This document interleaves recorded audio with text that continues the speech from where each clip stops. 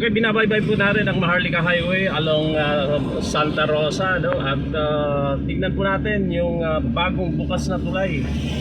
Para nang sa ganon, hindi na po kayo masyadong matraffic pag kayo po pupunta ng Tarlac or Zaragoza. So, ito po yun, no? Before Caltex, ito yung approach niya. Ayun, kung nakita niya, electric bike, no? So, ito yon yung bridge. Bagong bukas, hindi ko alam kung kailan na open to, pero ngayon nakita po natin bukas siya. So, tingnan po natin, ha? So, yan, no? So, sa mga kababayan po natin manggagaling po ng Zaragoza, ng Tarlac, La Paz, bukas na po ito, no? Papuntang Cabanatuan. So, you will bypass na yung sentro ng Santa Rosa. So, yun, maganda, no? This is magandang bridge. Ito, no? So open na siya as of June 30. So galing tayo ng Cabanatuan, no? So binaybay natin para makita lang po ninyo na pag wala na kayong business sa bayan, sa loob ng bayan ng Santa Rosa, at kayo po ay papunta ng Zaragoza or Tarlac, ito pwede na po kayong dumaan dito para hindi po kayo matraffic diyan po sa bayan po ng Santa Rosa, no? So eto, no? Okay na. So pagdating po dito sa dulo, ayan, makita natin, no? Meron pong padiretso tsaka pakaliwa. Pero hindi ko sure kung saan yung diretso na yan, pero ang tinuturong daan is ito pong kaliwa. So left turn po tayo dito. Oops, may mga tricycle. Ayan. Okay, so eto, no? So dito po kayo dadaan na. So ang labas po nito, yung ano rin, yung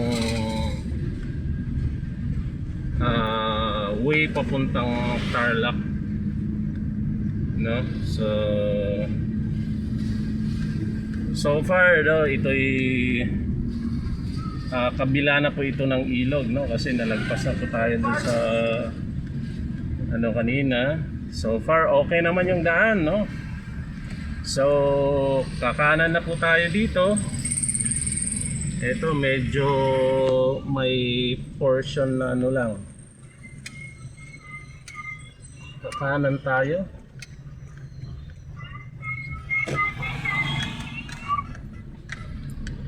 Ayan, okay.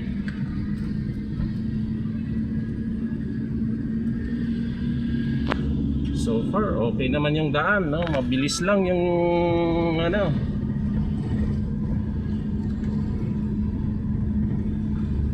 So follow lang yung kanto na to, no? And then pagdating dyan sa unahan, no, may pakaliwa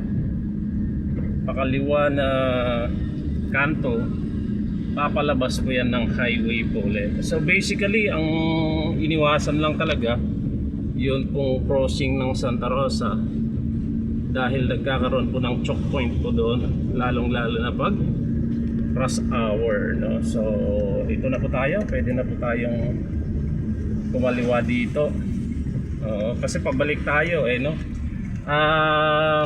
Yan po kasi pag diretso yan papuntang Tarlac, saka ano na po yan, Tarlac, Zaragoza, no?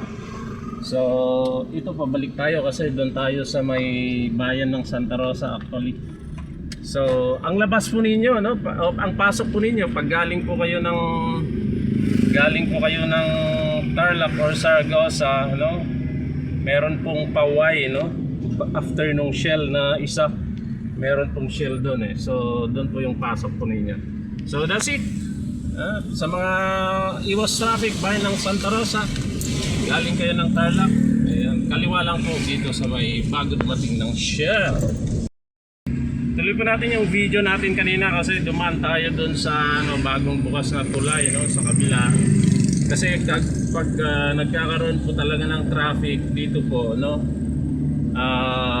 maiipit ka talaga dito. Minsan hanggang sa dulo ng tulay na ito, no? Yung lumang yung dating yung talagang dinadaanan, no? Tarlac Santa Rosa Road, Fort Magsaysay Road na yata yan, no? So ito talaga yung daan ng mga ano, no? So daan ng mga sasakyan. So pag nagka-traffic ito, no? Nagkakabuhol-buhol yung traffic dito, no? So ito yung dating tulay ng Santa Rosa, no? Dito nagkaka-traffic because of so much volume ng sasakyan, no? Tapos yun sa kabila, no, kung makikita ninyo, yun po yung pinanggalingan natin kanina. Yan yung tulay na yan, no? So pag wala na kayong business ng bayan ng Santa Rosa, doon kayo dadaan papuntang Cabanatuan, no? Kasi ito po yung dadaan sa crossing ng Santa Rosa. Ayan, so far wala pang traffic sa oras na ito, no? Yun yung tulay kung makikita ninyo. Ayan, so makita natin yung crossing, ha, para makita po ninyo, no?